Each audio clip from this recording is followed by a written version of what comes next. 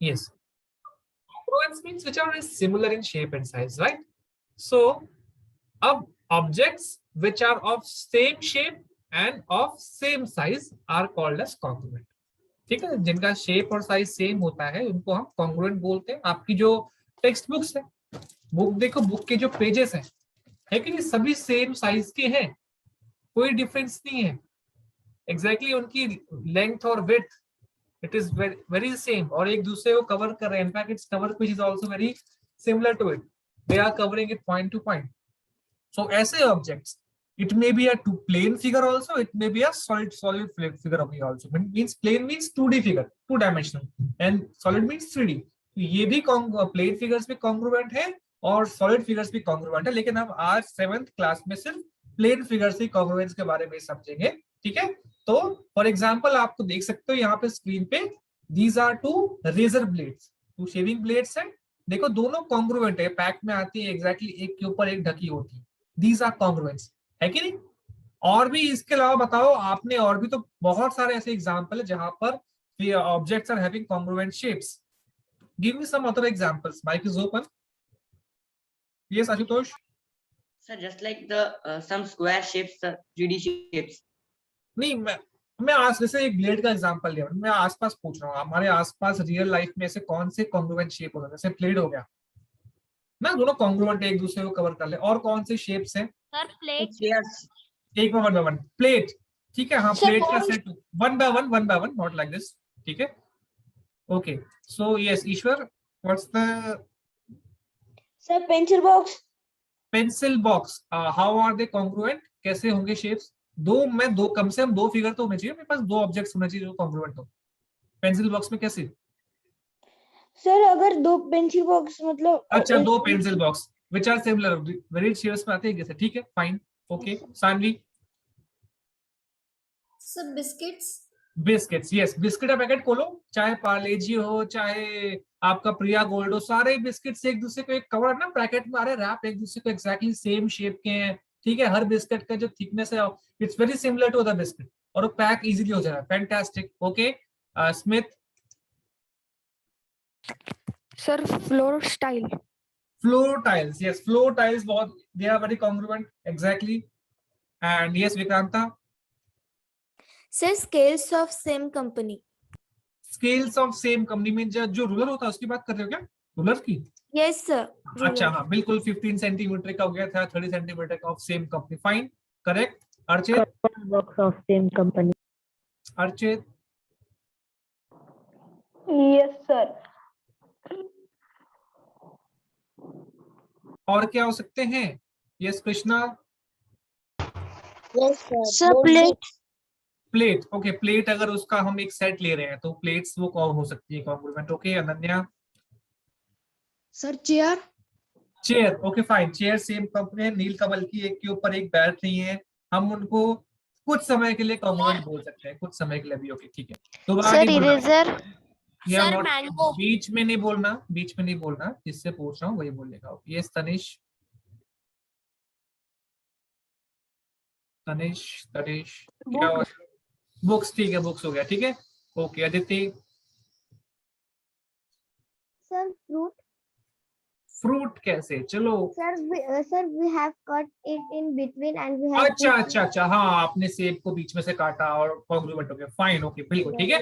तो I hope it's clear to you congruent figures क्या होते हैं. ठीक है, इसके अलावा ब्रेड के स्लाइस हो गए. जब ब्रेड के स्लाइस देखो they are very congruent to each other, लेकिन एक के ऊपर रख रहे हैं. तो so those objects, now you all can put down your hands. ठीक है, अब अपने हैंड्स डाउन. अब हम आगे बढ़े. ठीक है, हैंड्स डाउन करो अपने. So objects which are of same shape and same size are called as congruent. Okay? और जब ये रिलेशनशिप है दो ऑब्जेक्ट्स की कि वो दोनों कॉन्ग्रुएंट है तो हम बोलते हैं कि कॉन्ग्रुएंस प्रॉपर्टी है. And this relationship between two objects of congruence, I say someone is giving example of leaves. Leaves be congruent. Yes, leaves are also congruent figures. Okay? So this relationship is also known as congruence. So moving ahead, इस अभी मैंने आपको शुरुआत में बताया कि solid objects भी congruent है. जैसे solid objects means 3D figure. जैसे उसने कहा फ्रूट का एग्जांपल दिया, fruit are congruent to each other ना, कि उसको टू हाफ्स में डिवाइड किया और एक दूसरे को कॉन्ग्रुएंट हो जा रहे हैं. और प्लेन फिगर्स भी कॉन्ग्रुएंट है. जैसे प्लेन फिगर्स मींस आपके जो भी 2D फिगर्स हैं, रेक्टेंगल, ट्रायंगल, ऑल दीस. ठीक है, तो इस क्लास में हम प्लेन फिगर्स के बारे में पढ़ने वाले हैं। इनफैक्ट इस पूरे चैप्टर में प्लेन फिगर्स की कॉन्ग्रुएंस पढ़ने वाले हैं और उसको भी हम ट्रायंगल की कॉन्ग्रुएंस पढ़ेंगे। ठीक है, प्लेन फिगर्स जितने भी 2D आपके ऑब्जेक्ट्स आ जाते हैं, ठीक है, मेड फ्रॉम लाइन, सेगमेंट और curves. Okay, so two plane figures are said to be congruent when they are exact copy of each other. दो प्लेन फिगर्स मीन समझ में आ रहा है, जिसको आप किसी पेज ऑफ पेपर पर ड्रॉ कर सकते हो इजीली। ठीक है, प्लेन पे वो मतलब है 2D फिगर से जनरल समझो। ठीक है, 2 डायमेंशनल फिगर जिनकी लेंथ होती है, ब्रेड्थ होती है, या साइड्स, पॉलीगन से सब हो गए, इनको हम प्लेन फिगर्स बोलते हैं। तो ये कॉन्ग्रुएंट कब होंगी? जब एक दूसरे के एग्जैक्ट कॉपी है, बिल्कुल एकदम सभी साइड्स एकदम इक्वल हैं, एंगल्स में कोई इशू नहीं है, एकदम एग्जैक्टली कवर हो जाते हैं अगर मैं एक दूसरे को रखूं। ठीक है, so these are two figures. देखो ये दोनों प्लेन फिगर्स है। ठीक है, F1 एंड F2। ठीक है, both of them are plane figures and both of them can cover each other. ठीक है, ये दोनों एक दूसरे को कवर कर रही है, तो हम इनको प्लेन फिगर बोलते हैं। अभी कमेंट पे मत जाओ, अभी यहाँ ध्यान दो। ठीक है, अभी दिक्कत हो सकती है आपको। ठीक है, सो I hope it's clear, which are same in shape and size and which are exact copy of each other. These are some properties of congruence. So next is congruence among line segments. अभी हमने plane की बात की, तो शुरुआत हम करते हैं लाइन सेगमेंट पे। लाइन सेगमेंट से प्लेन फिगर्स बन रही है, तो टू लाइन सेगमेंट्स कब कॉन्ग्रुएंट हो सकती है? जब उनका लेंथ सेम। ठीक है, टू लाइन सेगमेंट्स का मेजरमेंट सेम है, तो हम बोलेंगे कि वो दोनों लाइन सेगमेंट्स क्या है? कॉन्ग्रुएंट है। For example line segment A B और लाइन सेगमेंट सी डी। ठीक है, अगर इन दोनों का मेजरमेंट सेम है, if the measurement of both of them is same, दोनों इक्वल है, मतलब दोनों इक्वल लेंथ की है, then we will say that there is a congruence. For example, अगर AB 10 सेंटीमीटर है लाइन सेगमेंट और B line segment CD is also of 10 centimetre, then we are saying that इनका measurement same है, so line segment AB is congruent to line segment CD. ठीक है, line segment AB is congruent to line segment CD. Fine, okay. I hope it's clear. ऐसे याद रखना कि बीच बीच में points आप नोट डाउन भी करते रहो। ठीक है, शॉर्ट पॉइंट्स नोट डाउन भी करते रहो, वैसे रिकॉर्डिंग में रहेगा बट फिर भी। ठीक है, ओके। देन अभी तो लाइन सेगमेंट की बात की, then next is congruence of angles. जैसे दो लाइन सेगमेंट अगर इक्वल है तो हम उनको बोल रहे हैं कॉन्ग्रुएंट है, मतलब वो सेम इन शेप आ रही है ना, कि शेप तो वैसे कुछ बनेगी नहीं उनकी, पर एग्जैक्टली सिमिलर है, एग्जैक्ट कॉपी है, बस नाम ही अलग। जैसे लाइन सेगमेंट ए बी और सी डी की बात की, उन्हें भाई शेप तो बन नहीं रहा, बस लेंथ इक्वल है। ठीक है, दोनों 10 सेंटीमीटर के, तो हम बोल सकते हैं दोनों एक दूसरे की एग्जैक्ट कॉपी है। ठीक है, इसलिए वो दोनों लाइन सेगमेंट कॉन्ग्रुएंट है। सिमिलरली अगर हमारे पास टू एंगल्स दिए हैं और उन दोनों एंगल्स का मेजरमेंट सेम है, ठीक है, मींस दोनों एंगल्स इक्वल है, तो हम बोलेंगे कि वो दोनों क्या है? कॉन्ग्रुएंट है।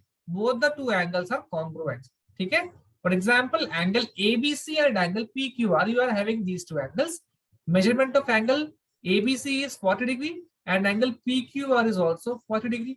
दोनों का मेजरमेंट सेम आ रहा है, तो we can say that angle ABC is congruent to angle PQR.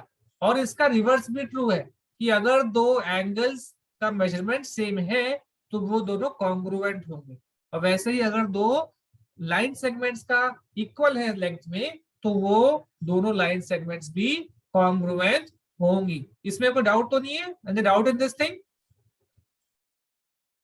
जो अभी पढ़ा लाइन सेगमेंट्स और एंगल से कॉन्ग्रुएंस में, सिंपल कॉन्सेप्ट है, अगर उनका मेजरमेंट इक्वल है तो वो दोनों कॉन्ग्रुएंट है, इक्वल नहीं है मेजरमेंट तो दोनों कॉन्ग्रुएंट नहीं होंगे। ठीक है, right? Okay, so yes, what do you want to ask? Yes, ठीक है। Now the next is congruence of triangles.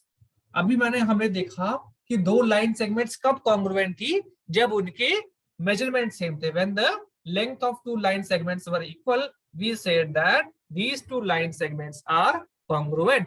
And similarly when the measurement of two angles were same, जब दो एंगल्स इक्वल थे measurement में, तो हम बोल रहे थे कि वो दोनों एंगल्स भी congruent है। ठीक है, and reverse was also true. Now next we are seeing congruence of triangles. दो ट्राइंगल कॉन्ग्रुएंट कब होंगे? जब वो एक दूसरे की एग्जैक्ट कॉपी है। अब याद करो, एलिमेंट ऑफ ट्राइंगल के बारे में हमने 6th चैप्टर में पढ़ा था। एलिमेंट्स ऑफ ट्राइंगल्स क्या थे? साइड्स एंड एंगल्स, ये एलिमेंट्स ऑफ ट्राइंगल्स थे। ठीक है, तो इनके बेसिस पे हम बताएंगे कि एग्जैक्ट कॉपी है। अब देखो A B C, triangle A B C first figure में है और सेकंड फिगर में ट्राइंगल पीक्यूआर है। ठीक है, in the first figure you are having triangle A B C and in the second figure you are having triangle P Q R. अब देखो दोनों एक दूसरे की एग्जैक्ट कॉपी लग रहे हैं देखने में, so we can say that they are congruent. लेकिन किसी बेसिस पे हम इनको बोलेंगे ये कॉन्ग्रुएंट है कि नहीं, और वो बेसिस हम देखेंगे किस आधार पे हम इनको कॉन्ग्रुएंट बोल रहे हैं। अभी देखने पर लग रहा है, अगर आप जनरल ऑब्जर्वेशन करो, इफ जनरली ऑब्जर्व, सीधे सीधे खाली आप देख के बोल सकते हो कि हाँ ये सिमिलर लग रहे हैं, एक दूसरे की एग्जैक्ट कॉपी लग रहे हैं। So we can say that these two triangles are congruent. ठीक है, लेकिन कुछ डिफरेंस, कुछ आधार भी तो होगा। अगर मैं इस ट्राइंगल को थोड़ा रोटेट कर दूं तब आपको डिफिकल्टी हो सकती है किसी एक ट्राइंगल को, तो there is some basis also for triangles. ठीक है, सो कैसे बोलेंगे, if two triangles are congruent then their corresponding parts means angles and sides match one another. This is the important concept. इसको बोलते हैं CPCT, congruent part of congruent triangles. ठीक है, अगर दो ट्राइंगल्स कॉन्ग्रुएंट हैं तो उनके corresponding parts हैं, corresponding parts of congruent triangle, उनके जो corresponding parts means, corresponding का मतलब क्या हुआ, जैसे ये साइड AB है, साइड AB 10 सेंटीमीटर है, साइड PQ 10 सेंटीमीटर है, तो ये कॉरेस्पॉन्डिंग साइड है, साइड AB की कॉरेस्पॉन्डिंग साइड है। ठीक है, this is 9 centimetre and this is 9 centimetre, तो ये इसकी कॉरेस्पॉन्डिंग साइड है। ठीक है, हो सकता है हम ऑर्डर भी चेंज कर रहे, आगे देखेंगे। ठीक है, दिस इज 6 सेंटीमीटर और ये 6 सेंटीमीटर, तो ये इसकी कॉरेस्पॉन्डिंग साइड है। ठीक है, तो जब दो ट्राइंगल के कॉन्ग्रुएंट, अगर है दो ट्राइंगल्स कॉन्ग्रुएंट, तो उनके कॉरेस्पॉन्डिंग साइड सेम रहेंगी, उनकी कॉरेस्पॉन्डिंग साइड सेम रहेंगी। हम ऐसे बोल रहे हैं कि ठीक है, इनकी ये 3 corresponding sides are same, so we can say that they are congruent. ठीक है, वैसे ही उनके कॉरेस्पॉन्डिंग एंगल्स भी इक्वल रहेंगे। इन दो कॉन्सेप्ट पे हम ट्राइंगल्स को कॉन्ग्रुएंट बताएंगे। ठीक है, based on these side, remember this concept, corresponding sides and angles. अभी हम इस पे वन बाय वन आगे देखेंगे, रिलैक्स। ठीक है, वन बाय वन आगे देखेंगे। इतना याद रखो कि कॉरेस्पॉन्डिंग साइड्स और एंगल्स, कॉरेस्पॉन्डिंग पार्ट्स क्या होते हैं। ठीक है, इसमें कोई डाउट है क्या? यस, ऐसा भी हो सकता है। चलो मैं आपको एक ट्राइंगल दे रहा हूं, triangle ABC, triangle XYZ, side YZ है 8 सेंटीमीटर, साइड AB है 8 सेंटीमीटर, साइड XY है 7 सेंटीमीटर, साइड BC है, AC है आपका BC 7 सेंटीमीटर। ठीक है, दिस इज ऑल्सो 7 सेंटीमीटर। अब देखो यहां ध्यान दो, ऐसा नहीं है कि AB और XY इक्वल कर दोगे। अब AB के कॉरेस्पॉन्डिंग साइड क्या है यहाँ पे, which is the corresponding side of AB?